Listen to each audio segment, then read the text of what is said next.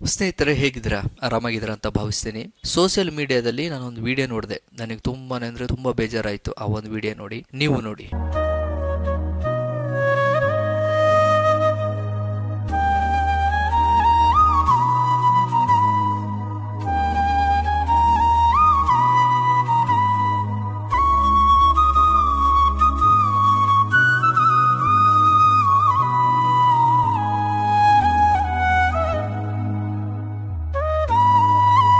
ನೋಡಿ, ಇವಾಗ ನೀವು ಸಾಮಾನ್ಯವಾಗಿ ಏನ್ ಮಾಡ್ತೀವಿ, ನಮ್ ಕಣ್ಣಿಗೆ ಯಾರನ್ನಾದ್ರೂ ಒಬ್ಬ ವ್ಯಕ್ತಿಯನ್ನ ನಾಯಿಗಳು ಅಟ್ಯಾಕ್ ಮಾಡಿದ್ರೆ ನೀವು ಮಾಡೋದೊಂದು ಫಸ್ಟ್ ಕೆಲಸ ಏನು, ಮೊದಲು ನಾಯಿಗಳನ್ನ ಓಡಿಸ್ತೀವಿ. ಆದ್ರೆ ಈ ಒಂದು ವಿಡಿಯೋದಲ್ಲಿ ಅದು ಉಲ್ಟಾ ಆಗಿದೆ. ಅವು ಬೀದಿ ನಾಯಿ ಆಗಿರ್ಬೋದು ಅಥವಾ ಸಾಕಿರೋ ನಾಯಿಗಳೇ ಆಗಿರ್ಬೋದು. ಆದ್ರೆ ಇಲ್ಲೊಬ್ಬ ವ್ಯಕ್ತಿ ನಾಯಿ ಜೊತೆಗೆ ಇವನು ಸೇರಿ ಸೆಕ್ಯೂರಿಟಿ ಗಾರ್ಡ್ ಅನ್ನ ಹೊಡೆಯೋಕೆ ಹೋಗ್ತಿದ್ದಾನೆ. ಒಂದ್ ಕಡೆ ನೋಡಿದ್ರೆ ನಾಯಿಗಳು ಅವನಿಗೆ ಕಚ್ಚೋಕೆ ಹೋಗ್ತಿದ್ದಾವೆ, ಇನ್ನೊಂದ್ ಕಡೆ ಈ ವ್ಯಕ್ತಿ ಕೂಡ ಅವನನ್ನ ಹಿಡ್ಕೊಂಡು ಹೊಡಿತಾ ಇದ್ದಾನೆ. ನೋಡಿ, ಇದನ್ನ ನೋಡಿದಾಗ ನನಗೆ ಅನ್ಸಿದ್ದು ಮಾನವೀಯತೆ ಅನ್ನೋದು ಏನಾಗ್ತಾ ಇದೆ ಅಂತ ಹೇಳಿ. ತುಂಬಾ ಜನರು ಪ್ರಾಣಿಗಳನ್ನ ಸಾಕ್ತಾರೆ.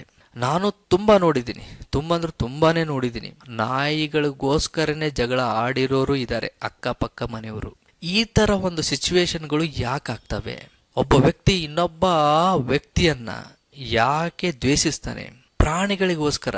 ನೋಡಿ, ನಾವು ಇವತ್ತು ಎಷ್ಟೋ ಒಂದು ಮೂಕ ಪ್ರಾಣಿಗಳನ್ನ ಸಾಕಿದ್ರು ಕೂಡ ಒಬ್ಬ ಮನುಷ್ಯನಲ್ಲಿ ಕರುಣೆ ಇಲ್ಲ, ದಯೆ ಇಲ್ಲ ಅಂತಂದ್ರೆ ನಮ್ಮಲ್ಲಿ ಯಾವ ದಯೆ ಇದೆ?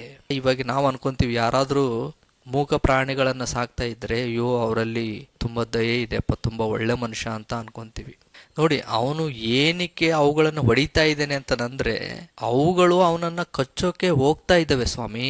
ಅವನೇನು ಹೊಡಿಬೇಕು ಅಂತ ಹೇಳಿ ಹೊಡಿತಾ ಇಲ್ಲ, ಅವುಗಳನ್ನ ಸುಮ್ಮನೆ ಹೊಡಿತಾ ಇದ್ದಾನ? ಇಲ್ಲ, ಇವುಗಳು ಅವನಿಗೆ ಕಚ್ಚೋಕೆ ಹೋಗ್ತಿದ್ದಾವೆ. ಅವುಗಳಿಂದ ತಪ್ಪಿಸ್ಕೊಳ್ಳೋದಕ್ಕೋಸ್ಕರ ಅವನು ಕೋಲನ್ನ ಬೀಸ್ತಾ ಇದ್ದಾನೆ. ಒಬ್ಬ ವ್ಯಕ್ತಿಗೆ ಅಷ್ಟು ಅರ್ಥ ಆಗೋದಿಲ್ವಾ? ಮಾನವೀಯತೆ ಅನ್ನೋದು ಹೇಗೆ ಈ ಒಂದು ವಿಷಯದಲ್ಲಿ ಕಡಿಮೆ ಆಗುತ್ತೆ ಅಂತಂದ್ರೆ, ನನಗನಿಸಿದ ಪ್ರಕಾರ ಯಾರೆಲ್ಲ ಈ ಒಂದು ಪ್ರಾಣಿಗಳನ್ನ ಸಾಕ್ತಾ ಇರ್ತಾರೋ, ನಾವು ಸಾಕ್ತಿವಿ, ಯಾರೆಲ್ಲ ಪ್ರಾಣಿಗಳನ್ನ ಮೂಕ ಪ್ರಾಣಿಗಳನ್ನ ಸಾಕ್ತಾ ಇರ್ತಾರೆ, ಎಲ್ಲರಲ್ಲೂ ಅಲ್ಲ, ಕೆಲವರಲ್ಲಿ ಫಸ್ಟ್ ಅಹಂಕಾರ ಅನ್ನೋದು ಹುಟ್ಟುತ್ತೆ ನನ್ನ ಪ್ರಕಾರ. ಯಾಕಂದ್ರೆ ನಾನು ಅವುಗಳಿಗೆ ಅನ್ನ ಹಾಕ್ತಾ ಇದ್ದೀನಿ, ನಾನು ಅವುಗಳನ್ನ ಸಾಕ್ತಾ ಇದ್ದೀನಿ, ಅವುಗಳಿಗೆ ಯಾರಾದ್ರೂ ಏನಾದ್ರು ಮಾಡಿದ್ರೆ ನಾನು ಸುಮ್ಮನೆ ಇರೋದಿಲ್ಲ, ನಾನು ಶ್ರೇಷ್ಠ ಅನ್ನೋದೊಂದು ಅಹಂಕಾರ ಹುಟ್ಟುತ್ತೆ. ನಾನು ನೋಡಿದ್ದೀನಿ, ಸುಮಾರು ವಿಡಿಯೋದಲ್ಲಿ ನೋಡಿದ್ದೀನಿ.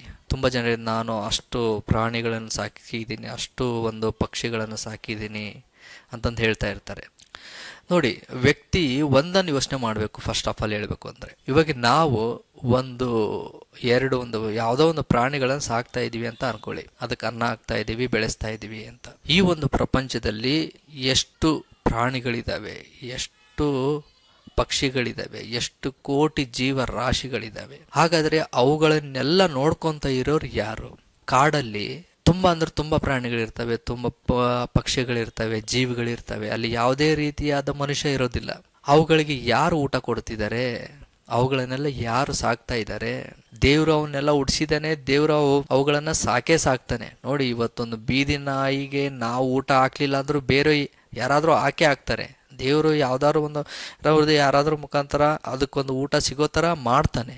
ಈ ಮಾತನ್ನ ಯಾಕೆ ಹೇಳ್ತಾ ಇದ್ದೀನಿ ಅಂತಂದ್ರೆ, ಕೆಲವೊಬ್ರು ಅಹಂಕಾರದಿಂದ ಹೇಳ್ತಾ ಇರ್ತಾರೆ, ನಾನು ಅಷ್ಟು ಪ್ರಾಣಿಗಳನ್ನ ಸಾಕ್ತಾ ಇದ್ದೀನಿ, ಇಷ್ಟು ಒಂದು ಪಕ್ಷಿಗಳನ್ನ ಬೆಳೆಸ್ತಾ ಇದ್ದೀನಿ, ಅದು ಮಾಡ್ತಾ ಇದ್ದೀನಿ, ಇದು ಮಾಡ್ತಾ ಇದ್ದೀನಿ ಅಂತ ಹೇಳಿ. ಯಾರೆಲ್ಲ ಪ್ರಾಣಿ ಪಕ್ಷಿಗಳನ್ನ ಪ್ರೀತಿಸ್ತಾ ಇದ್ದಾರೋ ಅವರು ಮೊದಲು ವ್ಯಕ್ತಿಯನ್ನ ಪ್ರೀತಿಸ್ಬೇಕು, ರೈಟ್? ಮೊದಲು ವ್ಯಕ್ತಿಯ ಮೇಲೆ ಕರುಣೆ ಇಲ್ಲ ಅಂತಂದ್ರೆ ಅವನು ಯಾವ ಒಂದು ಪ್ರಾಣಿಗಳನ್ನ ಸಾಕಿದ್ರು ಏನು ಪ್ರಯೋಜನ?